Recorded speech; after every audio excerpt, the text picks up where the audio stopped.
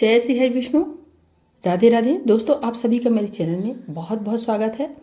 आज हम आपके लिए नाग पंचमी की पौराणिक कथा लेकर आए हैं और ये भी जानिए कि नाग पंचमी क्यों मनाई जाती है। हिंदू पंचांग के अनुसार श्रावण मास के शुक्ल पक्ष की पंचमी तिथि को नाग पंचमी का त्यौहार मनाया जाता है। ये 9 अगस्त को है। यह दिन नाग देवता की पूजा के लिए समर्पित होता है। मान्यता है कि नाग पंचमी के दिन नाग देवता की पूजा करने से मनोकामनाएं पूरी होती हैं। पौराणिक काल से सर्प देवताओं की पूजन की परंपरा है। ऐसी मान्यता है कि नाग की पूजा करने से सांपों के कारण होने वाले किसी भी प्रकार का भय खत्म हो जाता है। ज्योतिष शास्त्र के अनुसार नाग पंचमी के दिन नाग देवताओं की आराधना करने से जातकों को उनका आशीर्वाद प्राप्त होता है। पौराणिक कथा के अनुसार नागों को सागर मंथन के समय जनमेजय के यज्ञ के दौरान सभी नाग जलकर नष्ट हो गए। कालांतर में जब अर्जुन के पौत्र राजा परीक्षित के पुत्र जनमेजय को पता चला कि उनके पिता की मृत्यु का कारण सर्पदंश था, तो उन्होंने नागों से बदला लेने की सोची और सर्प सत्र नाम के यज्ञ का आयोजन किया। इस दौरान नागों की रक्षा के लिए यज्ञ को ऋषि आस्तिक ने श्रावण मास की शुक्ल पक्ष की पंचमी के दिन रोक दिया था और आग के ताप से तक्षक को बचाने के लिए ऋषि ने उन पर कच्चा दूध डाल दिया। इस कारण तक्षक नाग बच गए। नाग तक्षक के बचने से नागों का वंश बच गया।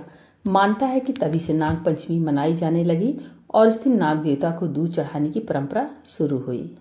एक दूसरी पौराणिक कथा के अनुसार समुद्र मंथन के समय वासुकी नाग को रस्सी बनाया गया था। जहां देवताओं ने वासुकी नाग की पूंछ पकड़ी थी, वहीं दानवों ने उनका मुंह पकड़ा था।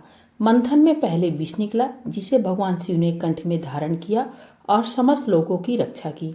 इसके बाद निकले अमृत को देवताओं को दिया गया। यह घटना श्रावण शुक्ल पंचमी तिथि को हुई थी। इसमें नागों के योगदान को याद करने के लिए नाग पंचमी पर्व के रूप में मनाया जाने लगा। तीसरी कथा के अनुसार श्रावण शुक्ल पक्ष पंचमी को ही भगवान श्री कृष्ण ने वृंदावन के लोगों की जान कालिया नाग से बचाई थी। भगवान ने सांप के फन पर नृत्य भी किया था, जिसके बाद वे नथैया कहलाए थे। तब से ही नागों की पूजा की परंपरा चली आ रही है। नाग पंचमी की चौथी अन्य कथा के अनुसार एक राजा के 7 बेटे थे। सभी के विवाह हो चुके थे, लेकिन सबसे छोटी बेटे को कोई संतान नहीं हुई थी। इससे छोटी बहू को उनकी जिठानियां ताने मारती थी। इससे बहू अक्सर रोने लगती। पति समझाता तो भी बहू का दुख कम नहीं होता था। इस तरह समय बीतता रहा। एक बार नाग पंचमी से पहले उसने स्वप्न आया। सपने में उसे 5 नाग दिखाई दिए। उसमें से एक ने उससे कहा, अरे पुत्र, कल नाग पंचमी है। कल अगर तू हमारा पूजन करे तो तुझे पुत्र रत्न की प्राप्ति हो सकती है। यह सुनकर वह जाग गई और पति को सारी बात बताई। इस पर पत्नी ने कहा कि इसमें कौन सी बड़ी बात है।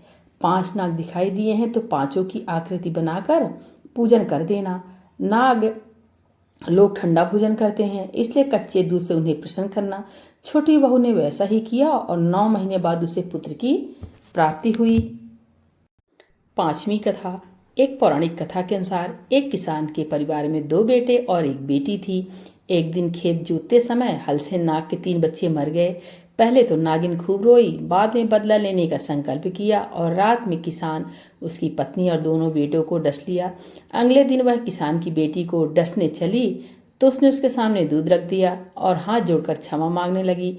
इससे प्रसन्न होकर नागिन ने किसान परिवार के सभी सदस्यों को जीवित कर दिया। इस दिन सावन शुक्ल पंचमी तिथि थी। तब से नागों के कोप से बचने के लिए नाग पंचमी पर नागों की पूजा की जाती है। तो दोस्तों, ये कहानी कैसी लगी? अगर अच्छी लगी हो प्लीज़ लाइक, चैनल को सब्सक्राइब जरूर करें। नमस्कार।